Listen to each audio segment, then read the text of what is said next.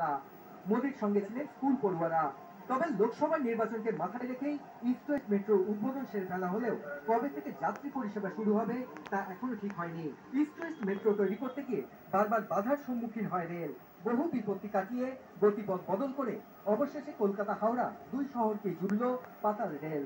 2009 সালের 22 ফেব্রুয়ারি মনমোহন সিং প্রধানমন্ত্রী থাকাকালীন এই প্রকল্পের শিলান্যাস হয়। তখন অর্থমন্ত্রী ছিলেন প্রণব মুখোপাধ্যায় আর রেলমন্ত্রী ছিলেন মমতা বন্দ্যোপাধ্যায়। সেই সময় পশ্চিমবঙ্গের মুখ্যমন্ত্রী আসনে ছিলেন বুদ্ধদেব ভট্টাচার্য। তারপর গঙ্গা দিয়ে বয়ে গেছে অনেক জল, আর আজ হুগলি নদীর বুক চিরে মেট্রো দৌড় শুরু করলো প্রধানমন্ত্রী নরেন্দ্র মোদীর উপস্থিতিতে।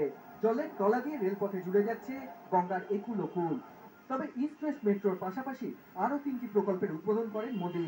2015 সালে ইস্ট ওয়েস্ট মেট্রোর জন্য খরচ ধার্য করা হয়েছিল 8,575 কোটি টাকা, যদিও শুরুতে হিসেব ধরা হয়েছিল 4,874 কোটি টাকা।